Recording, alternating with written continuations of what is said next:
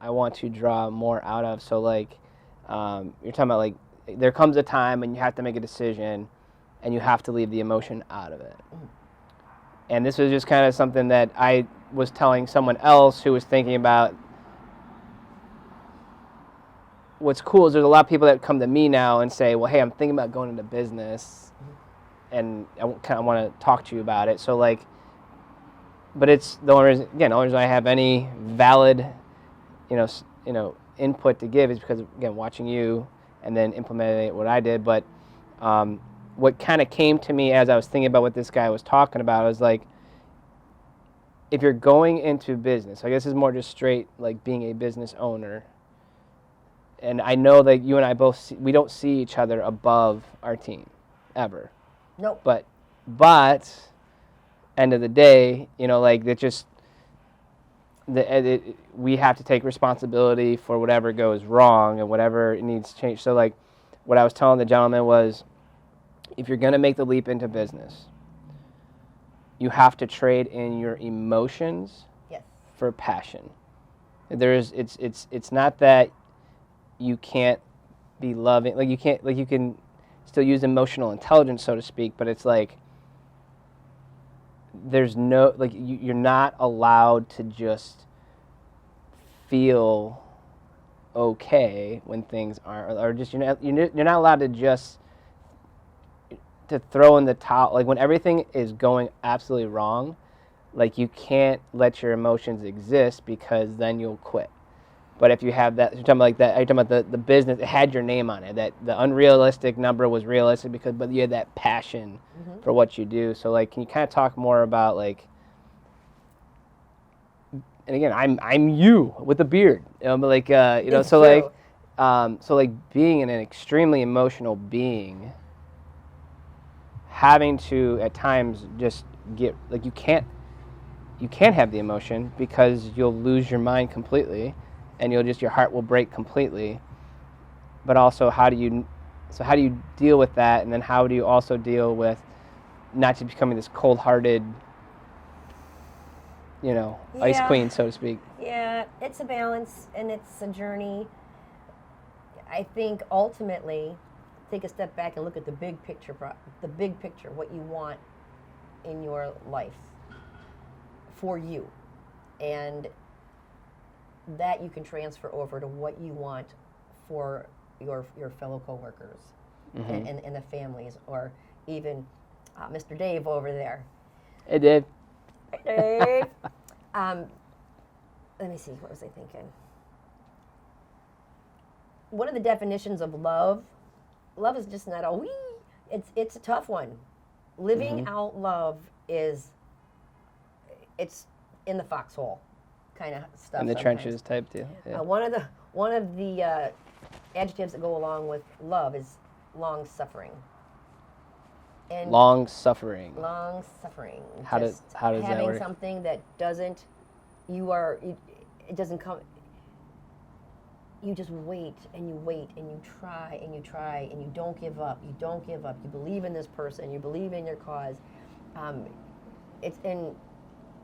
you can be frustrated, and you do have emotions, and emotions are extremely valuable. They help us identify with one another, and they tell us what makes us happy, what makes us sad.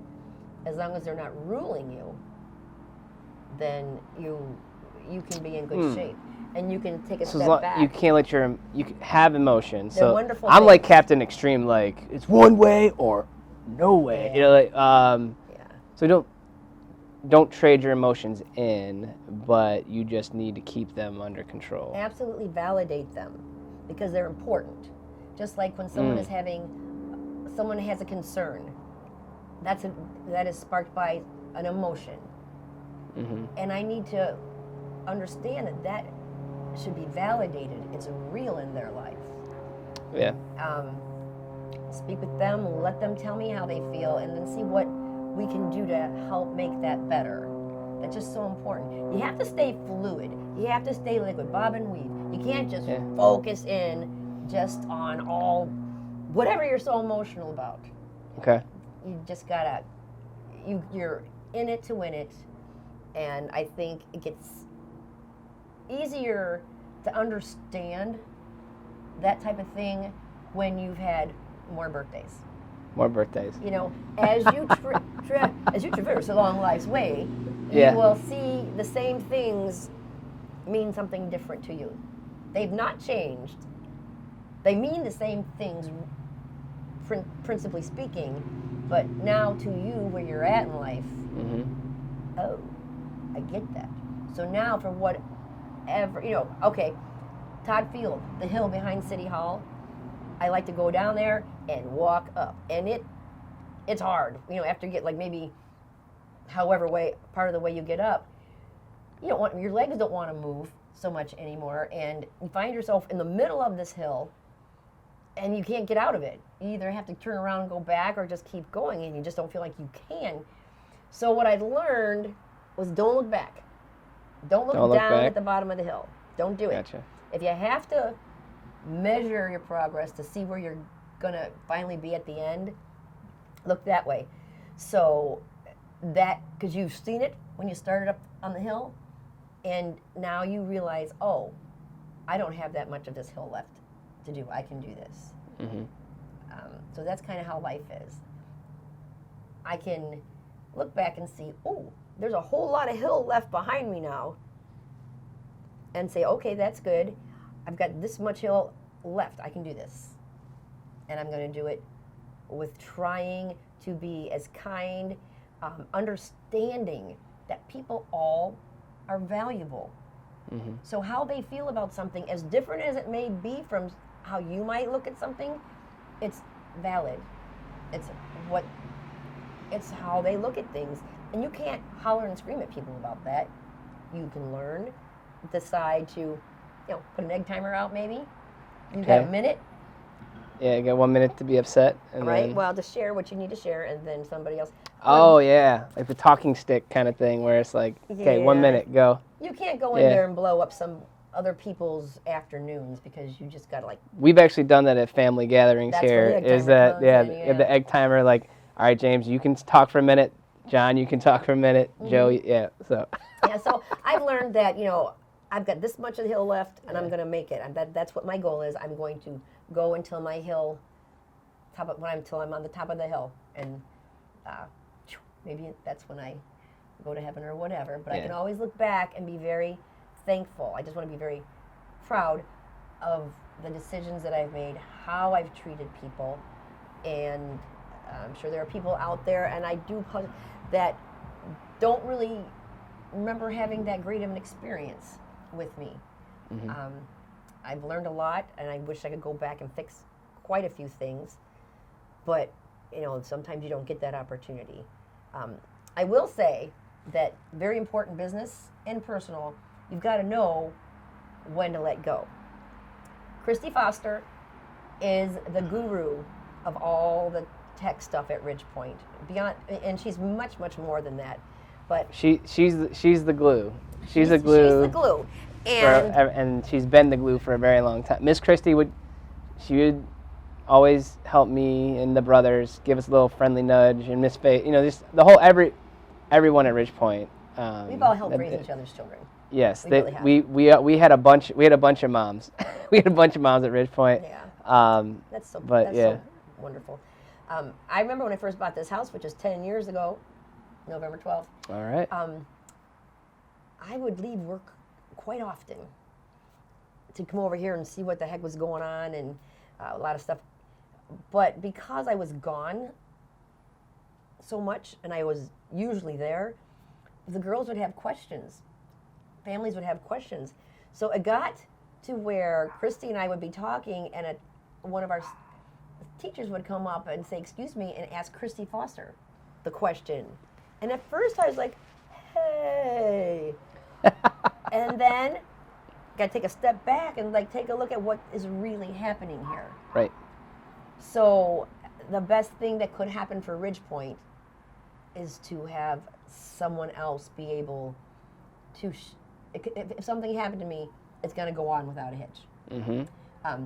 And I have had to learn my place as far as my abilities. And God bless Christy Foster, she will not let me on the computer. I should know these things that's in the computer, but in the most loving way, she will stay late just to do something that I would like to get done because she's afraid of my putty pods. I've gotten in there and deleted a few things over the years. So I appreciate being able to enjoy stepping back and not being the top dog. Having to be that person. So I like that part a lot. That's just helped me be a better person, I feel.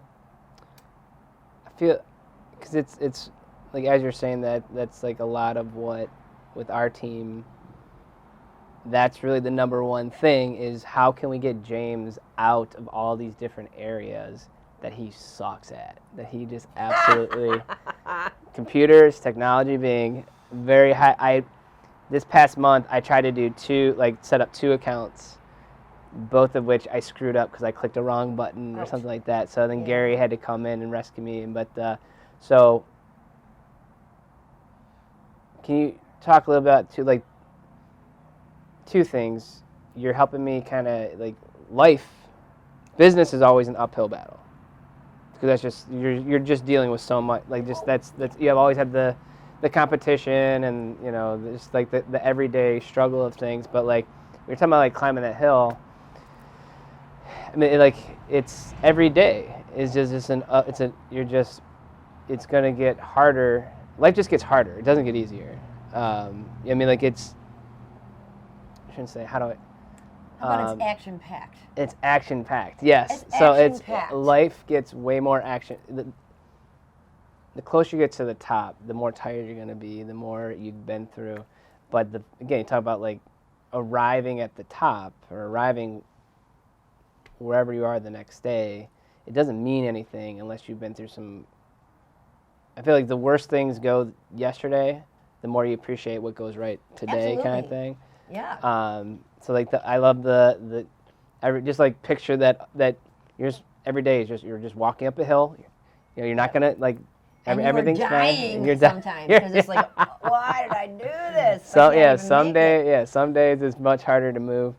But like, I can't remember the name of the book, but IBB Gary was reading it, and he's like, it helped me like understand why you do, why you're deciding to give back certain areas and give up certain areas, like why you're letting go and why you're so like, why the rest of the team succeed. Like I'm not gonna not be successful, but James Schleicher's success doesn't make me happy anymore.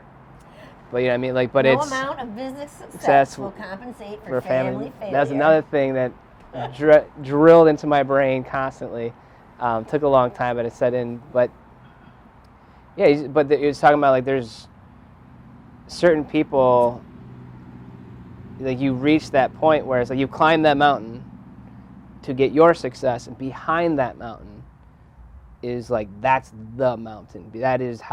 That's the next thing to climb is how do you make Christy Foster the best Christy Foster? How do you make Miss Lisa the best Miss Lisa? How do you make all these people around you, how do you help them up their mountain so they're the top of what they can be? And where I'm coming with this is like Gary's like this, you're climbing the second mountain, so to help me climb the first, and like it's and thank you for that, because like I don't know, again, obviously you're my mom, so kind of, I don't know, like I always say it, I'm just you with a beard, and everything that when people are like, wow, how did you do it? How did you do it? Like, how did you know? It's like, I just watched mom. And I learned. I was watching, even though it didn't seem like I was listening, but I was definitely watching. But I guess we talked about a lot. Yeah. So thank you for this. So we'll get into your top 3 keys to success, but I'm glad that we had this like conversation about a lot of things. Yeah. But anything else that you would add?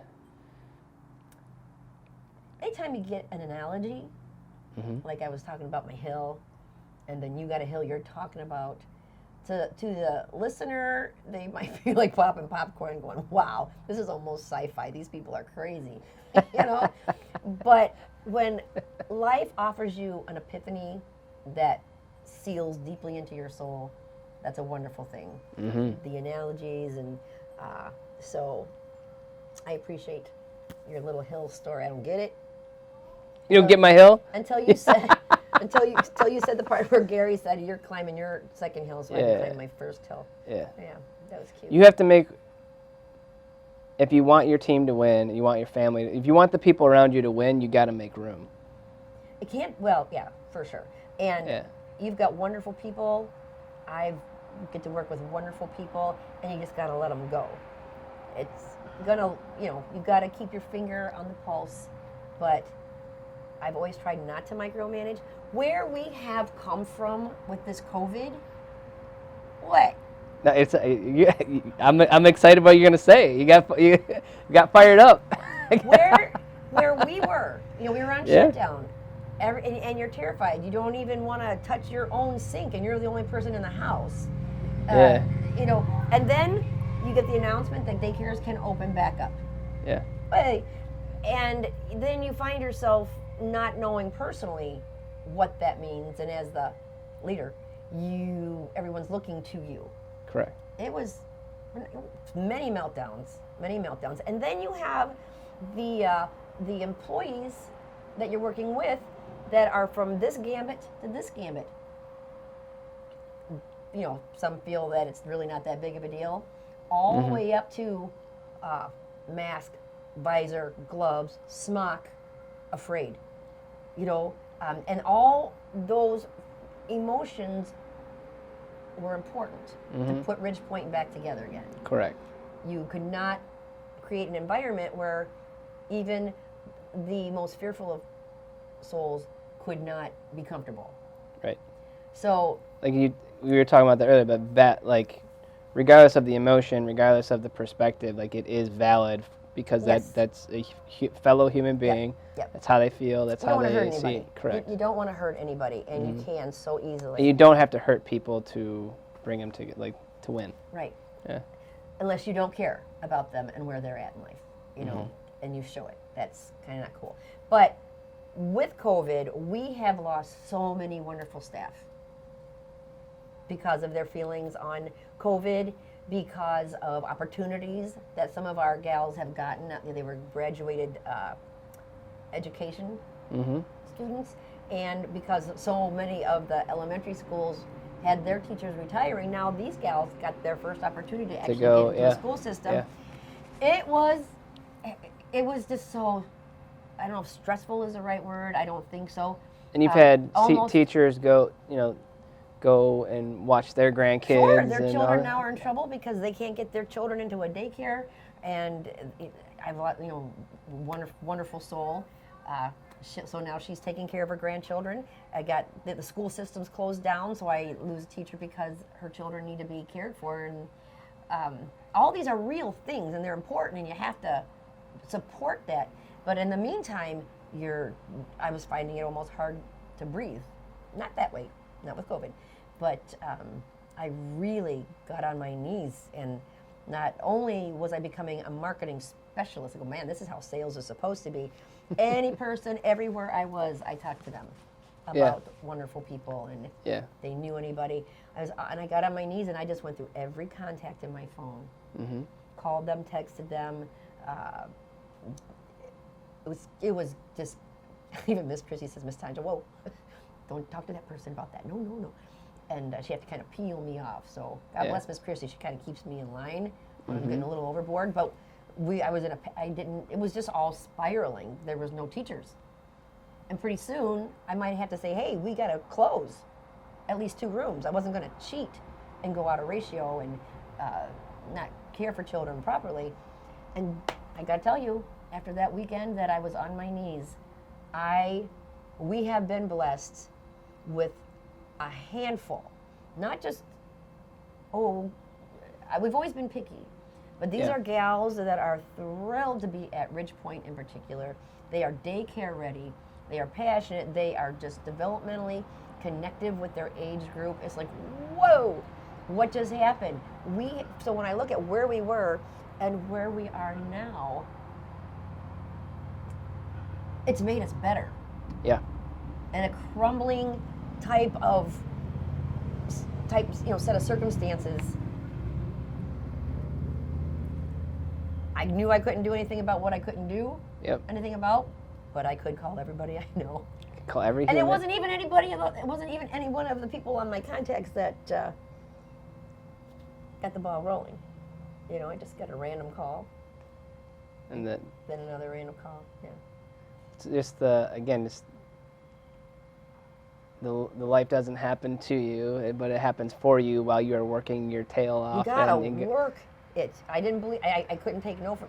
Everybody's counting on you. You can't take no for an answer. These are the behind the scenes things. The legal, the financial, the maintenance of the building, specific personal issues that anybody would have in the building.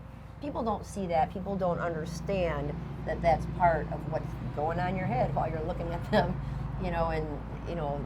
They need a potty break. So, of course. And then I'm going to call that attorney back in a minute. It's just constantly jumping in and out. So I am super grateful for the gals that have stepped up. We're all trying to stay in our lanes, make things better, and I think I've never loved Ridgepoint like I love it now. Awesome. Well, we love it too. So yeah. Check out Lake County Tribune. Lake County Tribune.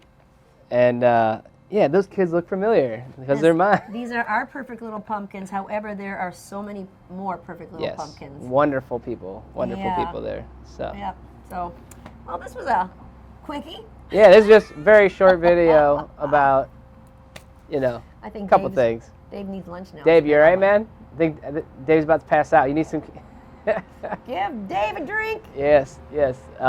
Need some more pre-workout. But, well, thank you for this. I love you dearly. I've been looking forward to this. Just for years, I've been like, why haven't we done this yet? Why haven't we done this yet? So, but just, it wouldn't have been as much fun without everything that we've had to experience this year and all that. So, and we wouldn't have had an article in the paper about it. So it's been good.